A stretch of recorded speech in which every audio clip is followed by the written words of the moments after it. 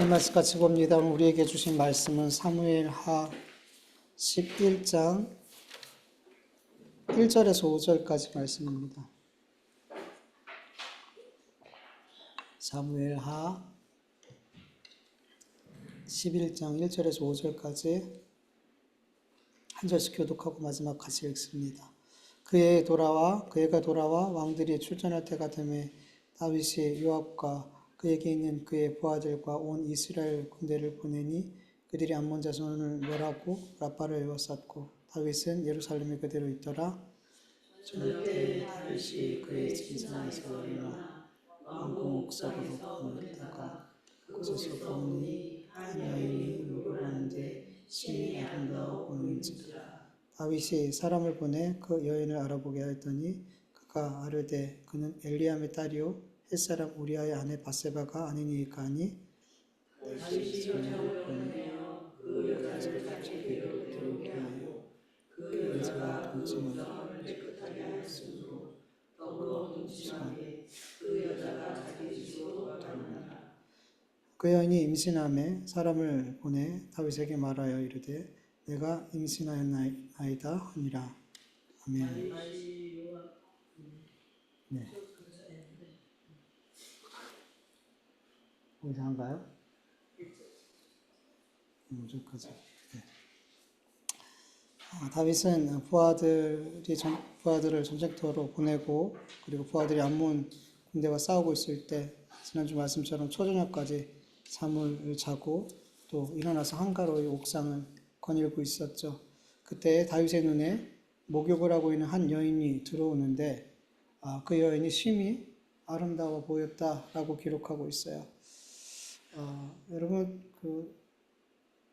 어떻게 그 옥상에서 어떤 여인이 목욕하고 있는데 그 여인이 심히 아름다웠다는 것이 이렇게 파악이 될 수 있을까? 개인적으로 좀 궁금했죠. 근데 뭐 예루살렘 성은 그래도 가장 높은 위치에 있었기 때문에 그 예루살렘 전 지역이 보였을 거라고 생각이 돼요. 그리고 우리가 아는 것처럼 지금 시대보다 그 당시 사람들 훨씬 더 시력적으로 좋았을 거예요. 몽골 사람들 시력 좋은 거 우리가 알잖아요. 그래서 저기 그 세계 테마 기행이라는 프로가 있는데 그 몽골 편이 나와서 잠깐 봤는데 몽골 사람들 시력이 좋다고 하니까 이제 테스트를 해본 거죠. 한 사람이 A4 용지보다 작은 종이에다가 숫자를 썼어요. 3이라고 쓰고 500m 뒤에 있었어요. 그리고 몽골 사람 3명이 이제 글씨를 봤는데 두 사람이 3이라고 맞췄어요. 한 사람은 4 이렇게 했고. 근데 한국 사람은 거기 숫자가 써 있는지 아무것도 안 보이는 거죠. 그래서 봤더니 3이었어요. 두 사람 맞히고 한 사람이 틀렸는데 그 한 사람이 뭐라 그러냐면 자기는 원시래요. 그 한마디로 자기는 가까운 건 안 보이고 멀리 있는 게 잘 보인대. 그래서 이 500m가 가까워서 잘 안 보였더라는 거죠. 그러니까 얼마나 눈이 좋은 거예요. 그러니까 다윗도 어렸을 때부터 양을 쳤잖아요. 그 사람들도 유목민이고. 그러니까 다윗도 어렸을 때부터 양을 쳤기 때문에 이거를 치려면 멀리 있는 것까지 잘 봐야 된대요. 그 몽골 사람들이. 그래서 다윗도 어렸을 때부터 이렇게 양을 쳤기 때문에 눈이 되게 좋지 않았을까? 뭐 이런 생각이 들어요. 그래서 그렇게 높은 옥상에서 좋은 시력으로 그렇게 여자가 아름다웠는지 이게 다 파악이 됐을 거라는 생각이 들어요. 뭐 이게 눈이 좋았냐 나빴냐 이게 뭐 중요한 건 아니고 그냥 궁금해서 한번 그냥 생각해 봤던 내용이고요. 중요한 건 뭐냐면 다윗이 목욕을 하는 그 아름다운 여자에게서 눈을 못 떼고 계속해서 그 여자를 바라봤다는 거예요. 여러분, 옥상을 거니다가 언뜻 목욕하는 여자가 눈에 들어올 수 있잖아요. 거닐고 있는데 이렇게 그럴 수 있잖아요. 볼 수 있어요. 그런데 눈에 들어오는 건 어쩔 수 없겠지만 계속해서 그 목욕하는 여인을 주목해서 바라보는 거는 좀 다른 문제죠. 지나가다 볼 수는 있지만 그걸 계속 보는 거는 다른 문제라는 거죠. 여러분 하나님과의 관계가 멀어질수록 우리는 다른 걸 주목하게 돼요. 하나님이 기뻐하는 거 말고 내 육신이 원하는 것, 안목의 정욕을 따라서 내 육신이 즐거워하는 것을 계속 바라보게 되더라는 거죠. 여러분, 우리가 계속 뭔가를 바라보면은, 우리 눈으로 계속 뭔가를 보면은 우리는 반드시 그 보는 것에 영향을 받아야 안 받아요? 너무 받아요. 너무 받아요. 여러분, 우리의 눈은 마음의 창이라고 그러잖아요. 그러니까 눈으로 들어오는 것들이 이렇게 창문이 돼서 눈으로 보여지는 게 다 마음으로 쌓인단 말이에요. 그리고 마음에 있는 것이 눈으로 보여지고 창문이니까 그렇게 보여지는 거란 말이죠. 우리가 보는 것에 반드시 영향을 받아요. 만약에 다윗이 하나님과 가까이 있었다면 목욕하는 그 아름다운 여인을 계속 주목하고 바라봤을까요?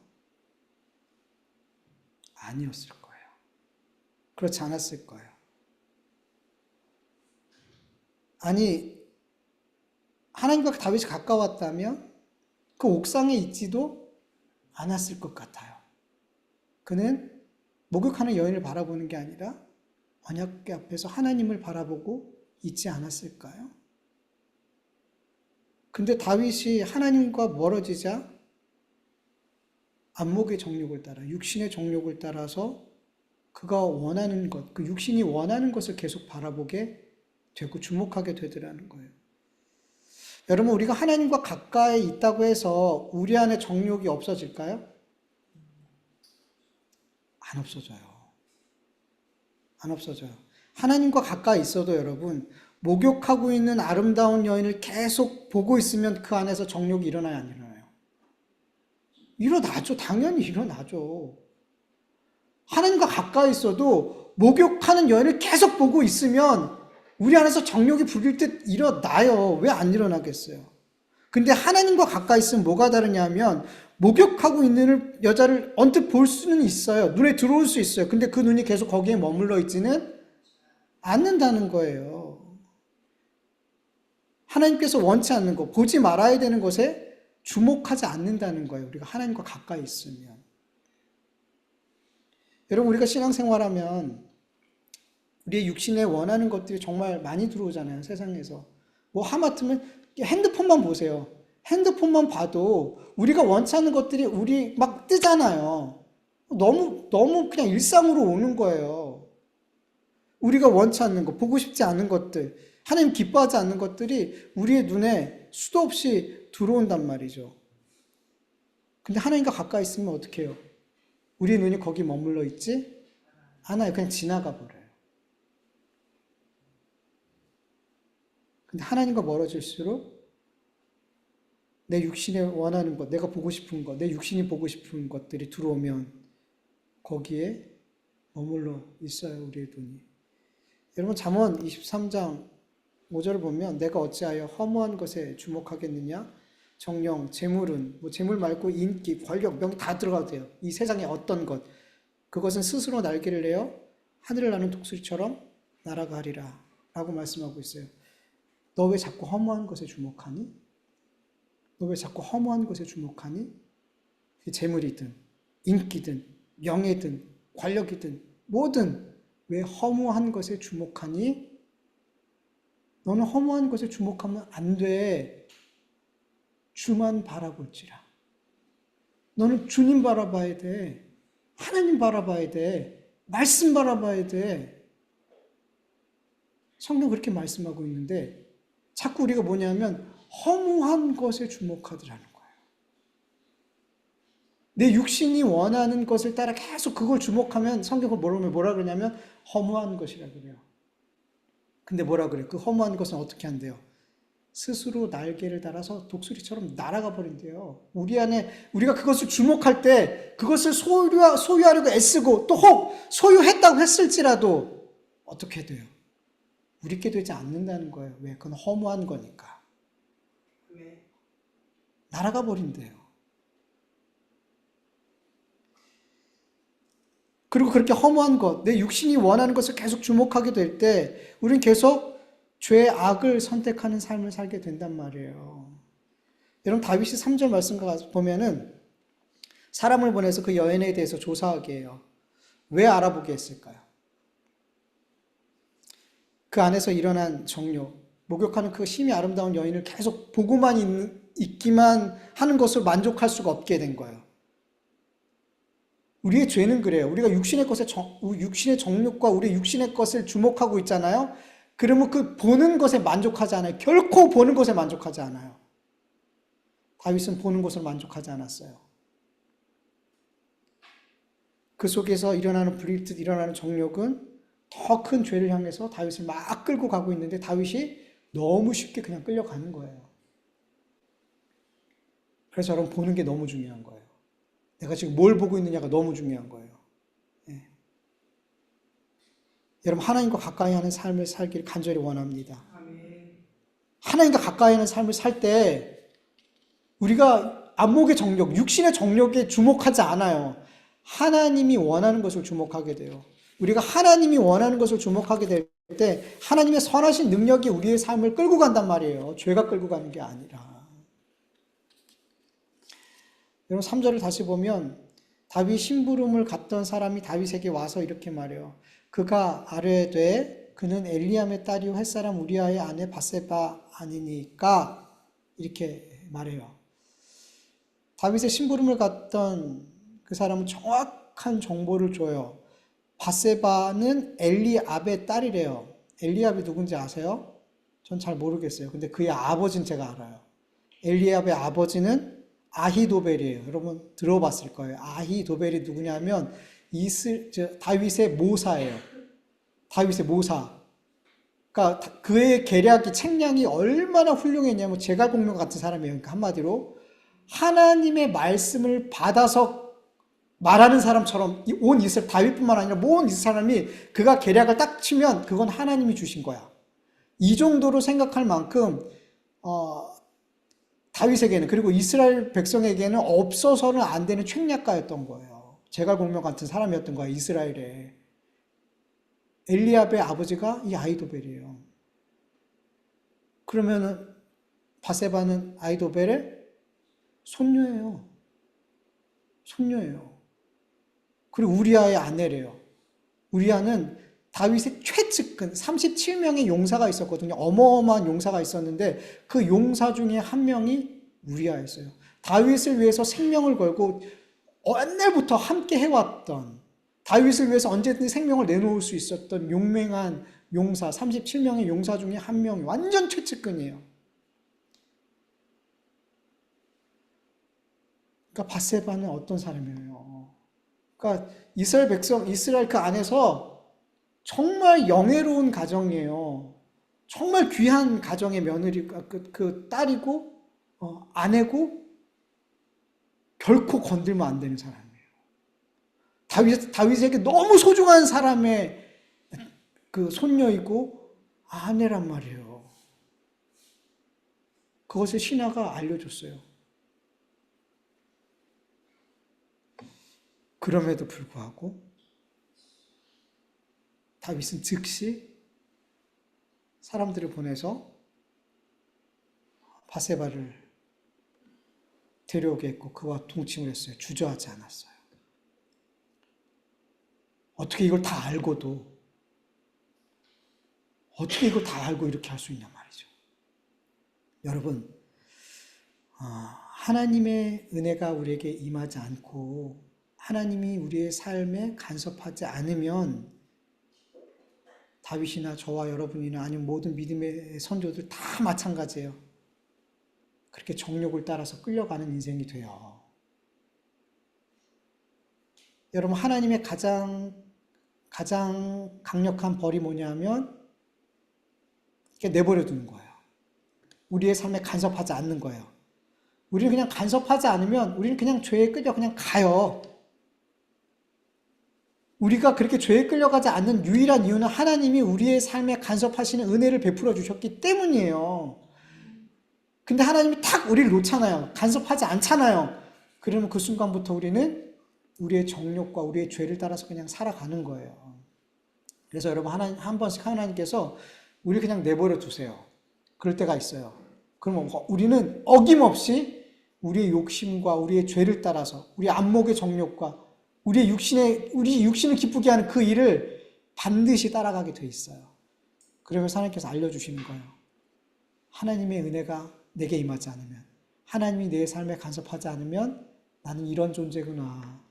난 이런 삶을 살 수밖에 없는구나 라는 걸 하나님께서 한 번씩 그렇게 내버려 두심으로 말미암아 죄를 짓게 만드는 게 아니에요. 그냥 놔두는 거예요. 그냥 간섭하지 않으면. 그냥 우리 그렇게 사는 거예요. 근데 다행인 건, 감사한 건 우리 하나님의 백성들은 계속 내버려 두지 않는다는 거죠. 간섭해 주신다는 거죠. 이따 나중에 뒤에 하나님께서 어떻게 다윗의 삶에 간섭하는지 나오거든요. 그 전에 4절 말씀을 보면은 그 여자가 그 부정함을 깨끗하게 했다라는 말씀이 나와요. 이렇게 동침을 하는데 그 여자가 그 부정함을 깨끗하게 하였다. 그러니까 다윗과 동침하기 전에 어떤 일이 있었냐면 그 여자는 자기를 깨끗하게 하는 정결 예식을 했어요. 이 말씀이 갑자기 왜 나오냐 하면 다윗의 죄를 더욱 부각시키기 위해서 이 말씀이 나오는 거예요. 네. 여러분 어떤 신학자들이나 어떤 이렇게 설교자들은 다윗의 이 악한 행위를 옹호해 주기 위해서 밧세바가 다윗을 유혹하기 위해서 그렇게 보이는 곳에서 목욕을 했다라고 해석하는 분들이 적지 않아요. 그럼 어떻게 돼요? 그 여자가 다윗을 유혹했기 때문에 다윗의 죄가 좀 가볍게 보이잖아요. 그래서 그렇게 근원적인 잘못은 우리아야, 밧세바야. 밧세바가 다윗을 유혹하기 위해서 그렇게 보이는 데서 목욕을 한 거야. 이렇게 해석을 하는 분들이 적지 않아요. 100번 양보해서 정말 밧세바가 다윗을 유혹하기 위해서 목욕을 했다 하자고요. 그렇다면 다윗의 죄가 가벼워질까요? 전혀. 여러분, 우리 그리스도인들이 어떤 죄의 유혹에 넘어가게 됐을 때, 그리고 범죄하게 됐을 때, 여러분, 그 어떤 핑계도 되지 않기를 간절히 원합니다. 유혹을 한 사람이 잘못 있어요. 저 사람 저렇게 나를 유혹했기 때문에 제가 이렇게 됐어요. 라고 핑계하지 않기를 간절히 원해요. 그렇게 핑계된다고 해서 우리의 죄가 조금이라도 가벼워지는 거 아니에요. 그 사람과 나의 죄가 반반씩 그렇게 나눠지는 게 아니에요. 여러분, 아담과 하와가 핑계를 대잖아요. 아담은 자기 아내와 하나님이 주신 이 여자 때문에. 그런다고 다윗의 죄가, 아담의 죄가 가벼워져요? 하와가 뱀 때문에 이랬다고 해서 하와의 범죄가, 죄가 가벼워지냐고요? 아니에요. 하나님은 조금도 그들의 죄를 가볍게 여기지 않고 그들을 징계하셨어요. 죄와 사망이 들어왔어요. 전혀 그렇지 않았어요. 전혀 가벼워지지 않았어요. 여러분, 죄의 유혹에 넘어갔다면 100% 누구의 죄예요? 내 거예요. 내 죄예요. 누구의 핑계 되지 않고 여러분 하나님 앞에 회개하길 간절히 축원합니다. 여러분, 유혹에 넘어가는 것 자체가 내 안에 욕심이 있기 때문이에요. 그것을 하고 싶은 욕심이 내 안에 있기 때문이에요. 돈에 대한 욕심이 있기 때문에 사기당하는 거예요. 성공에 대한 욕심, 인정받고 싶은 욕심, 더 아름답고 싶은 욕심, 이런 내 안에 욕심이 있기 때문에 유혹이 올 때 그 유혹에 너무 쉽게 넘어가는 거예요. 그래서 여러분, 우리가 죄를 짓고 유혹에 넘어갔을 때 누구의 핑계 되지 않고 하나님 앞에 회개하길 간절히 원합니다. 그냥 100% 내 잘못이에요. 100%. 여러분, 밧세바는 다윗을 유혹하기 위해 목욕한 것이 아니라 부정함을 깨끗이 하는 정결 예식을 한 거예요. 이스라엘 백성들은 여자가 생리가 끝나는 그 다음날 자기의 몸을 비둘기를 들여서 제사를 드리고 그리고 몸을 씻어요. 그러니까 정결 예식을 해요. 그렇게. 그래서 이제 생리가 끝나서 말씀을 따라서 순종해서 자기를 정결례식한 거예요. 밧세바는 그렇게 하나님 말씀에 순종하고 있을 때 다윗은 어떻게 해요? 십계명을 어겨요. 십계명의 마지막 계명이 뭐예요? 내 이웃의 아내나 네 이웃의 것을 탐하지 마라. 십계명의 마지막 10번째 계명이잖아요. 다윗은 밧세바는 하나님의 말씀에 순종하고 있을 때 다윗은 십계명을 어겨버리더라는 거예요. 이렇게 극명하게 대조시킴으로 지금 다윗이 얼마나 큰 죄를 범하고 있는지를 그의 죄를 부각시키고 있는 거예요.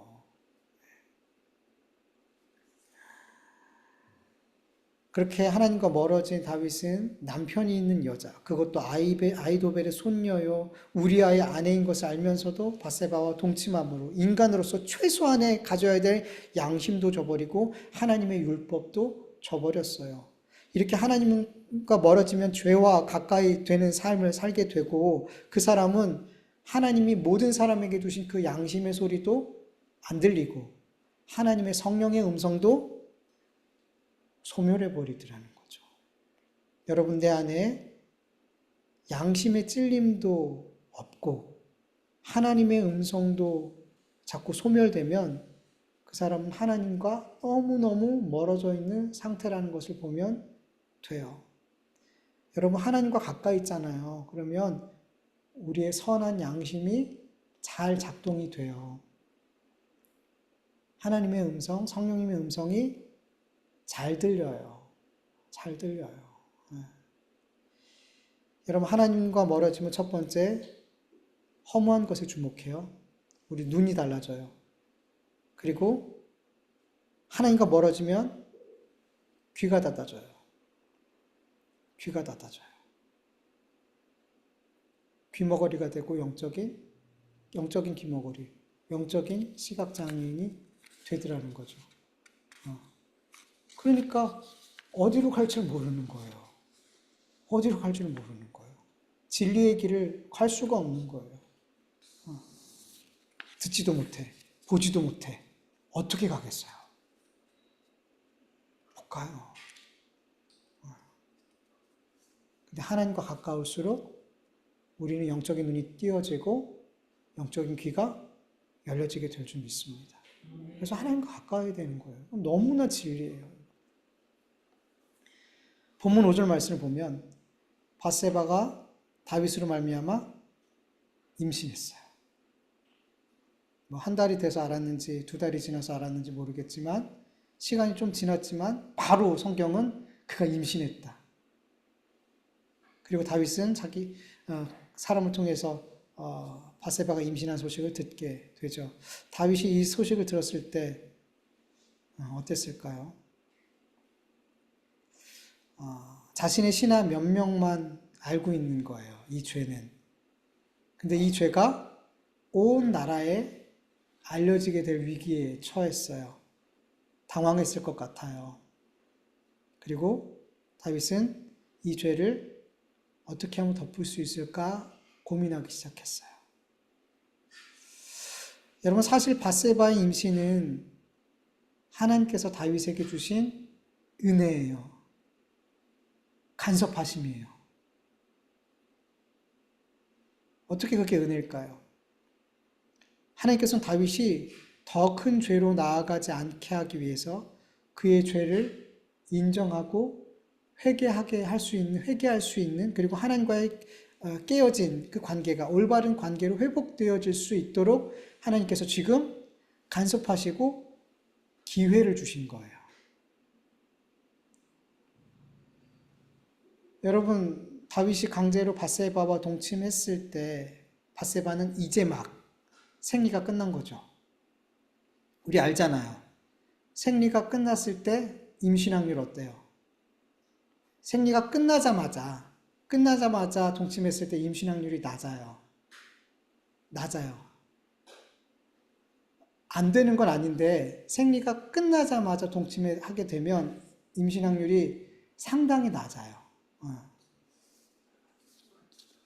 생리 주기에 따라 보면은 임신이 끝난 다음에 일주일 이후 그 다음부터 이제 가능성이 높아지고 그 전까지 낮아요. 보통 이 가임 기간이 한 20에서 25% 정도 된대요. 가임 기간. 확률이 그 정도 된대요. 근데 생리가 끝났을 때는, 그때는 거의 희박하단 말이죠. 그럼에도 불구하고 바세바가 임신했어요. 그리고 달 떠나서 생명은 누구 거예요? 하나님 거죠. 하나님이 주셔야만 생명이 생기죠. 생명의 시작과 끝은 하나님이 정하시는 거잖아요. 그래서 뭐 이런 거 저런 거 다 떠나서 바세바의 임신은 누가 하게 하신 거예요? 하나님이 하셨죠. 하나님 간섭이란 말이죠. 주신 은혜라는 거죠. 회개하게 하시고 하나님과 올바른 관계를 다시 시작할 수 있도록 하나님께서 은혜를 주신 거예요. 여러분, 그리스도인들이 정말 알고 믿어야 되는 건 그거예요. 우리의 죄가 드러나는 것은 은혜다. 우리의 은밀한 죄, 다른 사람이 알 수 없을 것 같은 그런 죄를 하나님께서 드러나게 하셨을 때 여러분 당황하지 마시고, 때로는 절망하지 마시고, 이 죄를 덮기 위해 더 큰 죄를 짓거나 그러지 마시고 하나님 앞에 엎드리고 회개하시고 그리고 감사할 수 있길 간절히 축원합니다. 하나님께서 우리 그리스도인들이 죄를 계속 품고 살아가는 것을 하나님은 원치 않으세요. 왜냐하면 죄는 하나님과 올바른 관계를 맺는 데 있어서 가장 큰 방해물이거든요. 여러분, 예수님께서 왜 십자가에 죽으셨어요? 우린 본래 허물과 죄로 영적으로 죽은 자들이잖아요. 하나님과의 관계가 단절될 뿐만 아니죠. 하나님과 원수됐다 그러죠. 원수되었단 말이죠. 그런데 예수님이 십자가에 대속하신 은혜로 말미암아 우리의 죄가 용서받고 하나님과 화해했어요. 하나님과 원수의 관계가 아니라 아버지와 자녀의 관계가 됐어요. 골로새서 1장 20절 22절 세 번역으로 보면 그분의 십자가의 피로 화평을 이루셔서 그분으로 말미암아 만물을 곧 땅에 있는 것들이나 하늘에 있는 것들이나 다 자기와 기꺼이 화해시키셨습니다. 전에 여러분은 악한 일로 하나님을 멀리 떠나 있었고 마음으로는 하나님과 원수가 되어 있었습니다. 그러나 지금은 하나님께서 그리스도의 죽으심을 통하여 그분의 육신의 몸으로 여러분과 화해하셔서 여러분을 거룩하고 흠이 없고 책망할 것이 없는 사람으로 자기 앞에 하나님 앞에 내세우셨습니다. 아멘. 여러분, 우리는 예수 그리스도의 대속의 은혜로 죄 용서함을 받았어요. 그래서 하나님과 화평하게 됐어요. 하나님의 자녀가 됐어요. 그래서 우리는 이제 우리가 죄를 짓는 것으로 말미암아 하나님과의 어떤 아버지와 자녀의 관계가 깨지지 않아요. 우리 안에 성령이 임하시고 우리가 하나님을 아버지로 부르게 하셨기 때문에 우리 안에 이미 들어온 성령님은 더 이상 다시 나가지 않으세요. 우리 안에 내주하신단 말이에요. 그래서 우리가 죄를 지었다고 해서 우리가 하나님과 자녀의 관계가 깨지는 거 아니에요. 근데 어때요?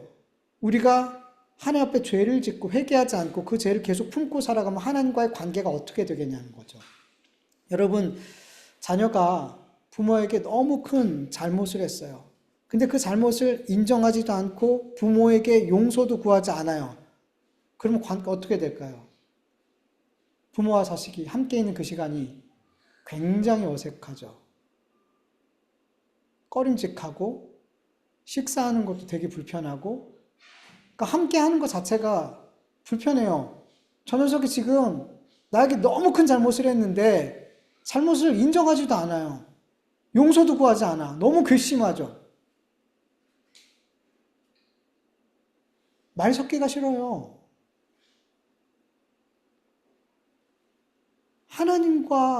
우리가 하나님 앞에 하나님 아버지께 죄를 지으면 하나님과의 관계가 너무너무 불편해져요.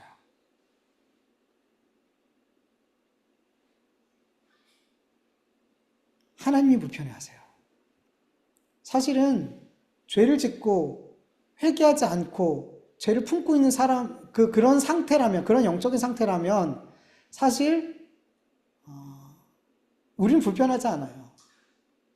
그걸 인정하지 않고 죄를 졌음에도 불구하고 지금 다윗이 불편해요? 다윗은 전혀 불편해하지 않아요. 이런 어마어마한 죄를 졌는데 하나님과의 관계에 있어서 전혀 불편함을 느끼지 않아요. 불편해하지 않아요. 그리고 죄를 짓고 죄를 품고 있고 회개하지 않는 사람들은 그렇게 하나님 관계를 불편하게 여기지 않아요.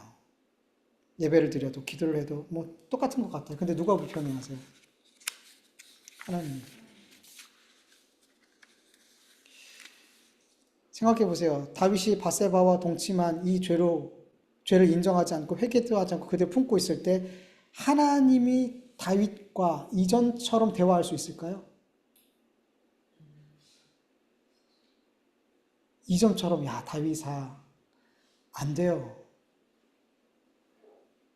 결코 그렇게 안 돼요. 이게 해결돼야 돼요. 근데 다윗은 이걸 불편해하지 않아요. 불편했다면 어떻게 해요? 회개했겠죠. 당연히 회개했겠죠. 불편하니까.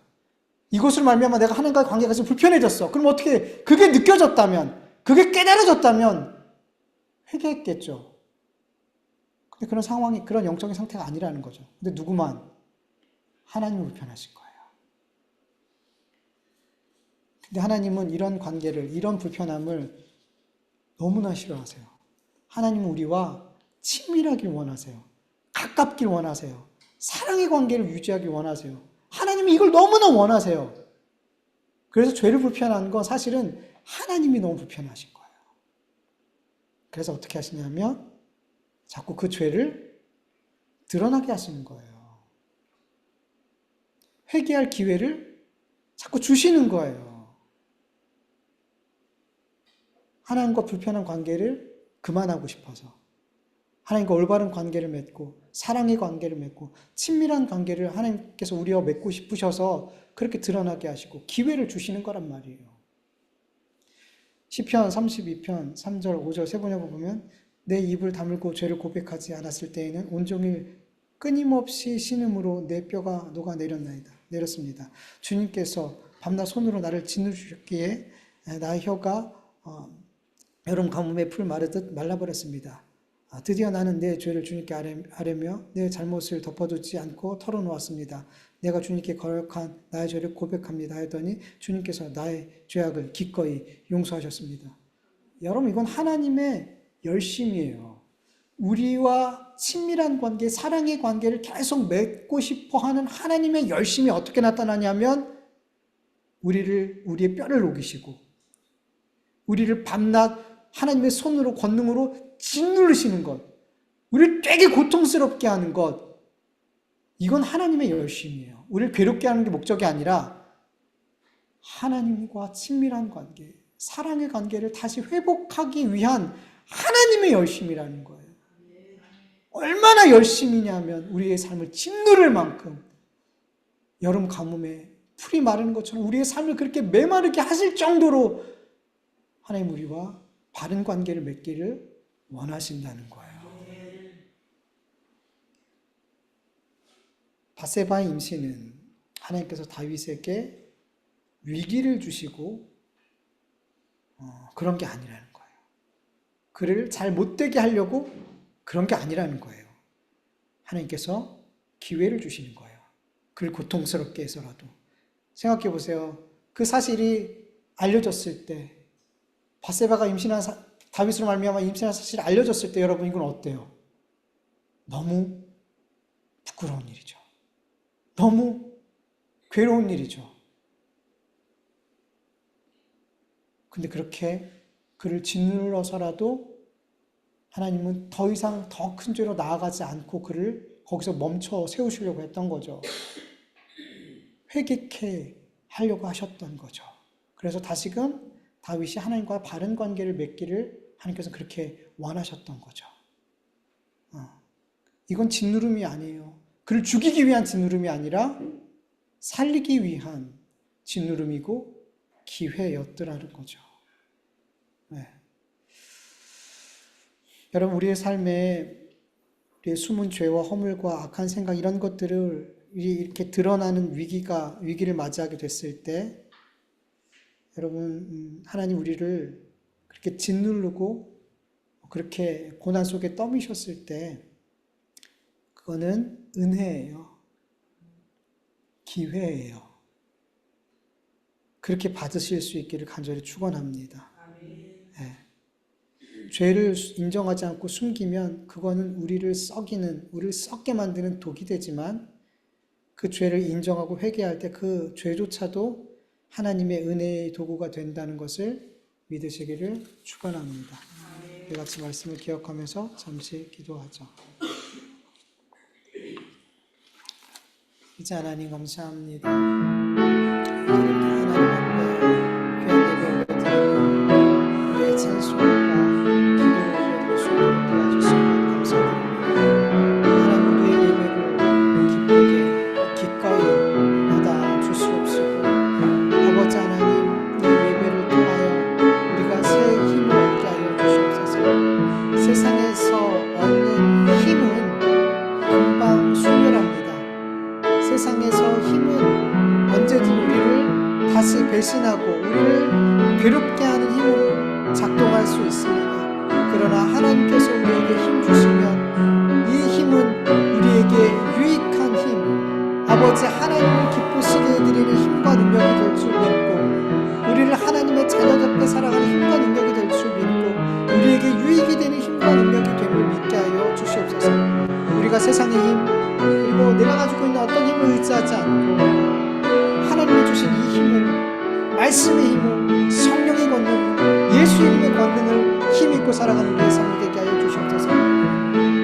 하나님 아버지 우리가 이 땅에서 살아갈 때에 더욱 정직하기를 원합니다. 아버지 하나님 이 세상이 너무나 어둡고 거짓으로 가득한 이 세상을 살아가고 있는데 하나님 정말로 아버지 하나님 앞에 거룩한 삶을 주님의 마음을 품고 거룩한 삶을 살아가게 하여 주시옵소서. 우리 교회가 이 한국 교회가 정말 거룩함을 획득할 수 있도록 주님 은혜 베풀어 주시옵소서 간절히 원합니다. 주님 도와주시옵소서. 주님 도와주시옵소서. 하나님이 보기 원하는 것을 볼 수 있도록 도와주시옵소서. 육신의 종용을 따라서 허무한 것에 주목하지 않고 아버지 하나님이 원하시는 그것을 보며 살아갈 수 있도록 아버지 하나님이 원하는 것을 들으며 살아갈 수 있도록 우리의 보는 눈과 보는 귀 듣는 귀가 아버지 할례를 받을 수 있도록 주님 도와주시옵소서 간절히 원합니다. 하나님 도와주시옵소서. 감사하며 예수님의 이름으로 기도합니다. 아버지 하나님 감사합니다.